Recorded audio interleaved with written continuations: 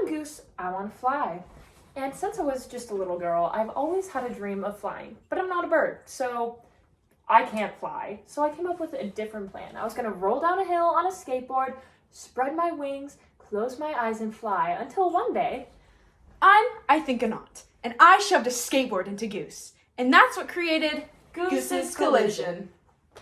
Throughout our experiment, we had a few constants, such as the skateboard masses, Goose's rolling point from where they started, the tree height, our curvature angle, our inclined angle, and as well as Goose's mass.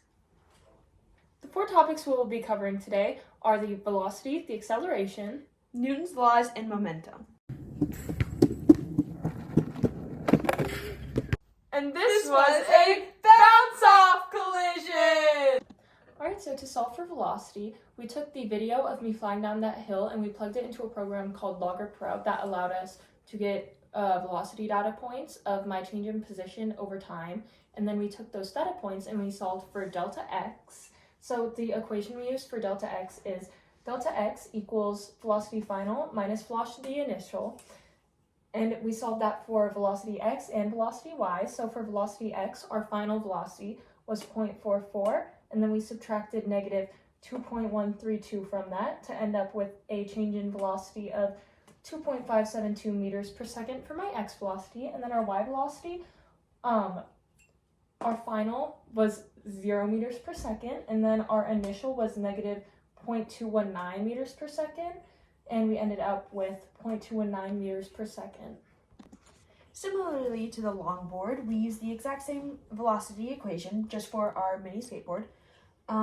So we took the final velocity of our skateboard, which was 1.034, minus the initial, which it started at rest, and that got us a 1.034 meters per second.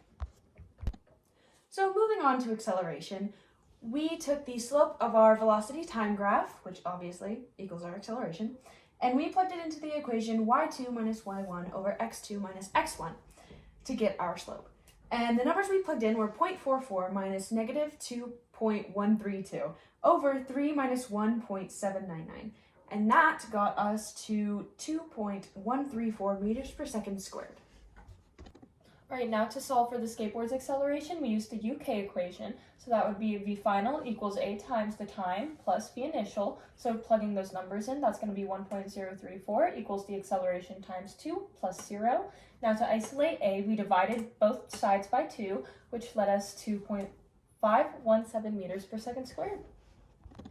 All right, so next to solve for momentum, we first calculated the mass of the longboard, myself, and then added them together. So first off, we had to convert from pounds to kilograms. So 10 pounds converted into 4.54 kilograms. My 150 pounds converted into 68.038 kilograms. Adding those together, we end up with a mass of 72.578 kilograms. And then we plug that into the MVP equation, or in this case, the PMV equation. And from there, that's 72.578 multiplied by our previous delta velocity to be 2.572 and end up with momentum equals 186.67 units. And then we solved for the skateboard's momentum. We used the exact same equation that we used for the longboard. So the skateboard's mass was 2.27 kilograms, and then we multiplied that by its change in velocity, which was 1.034 meters per second, which ended up with 2.347 kilograms times meters per second. We decided to solve for the force exerted on the skateboard, which means we have to use the properties of Newton's second law, which also means that we have to use the FAM equation, which is force equals acceleration times mass. And we used our prior acceleration and mass that we solved for, which is 2.134 times 72.578, which ended up getting us 154.881 newtons exerted on that skateboard. Which brings us to Newton's third law. Every action has an equal and opposite reaction. So the force exerted on the skateboard by the longboard, the skateboard also exerted back onto the longboard, which would be 154.88 newtons. All right, the post-collision momentum of the skateboard is 2.347 kilograms times meters per second. It's the same, and let me tell you why. Well, let us tell you why. Because the conservation of momentum. To prove the conservation of momentum, we set up the collision equation, which is when the sum of the initial momentums is set equal to the sum of the final momentums. To solve, we plugged in all of our numbers. This is Goose's initial momentum, and this is the skateboard's initial momentum. This is Goose's final momentum, and this is the skateboard's final momentum. But we left out its final velocity.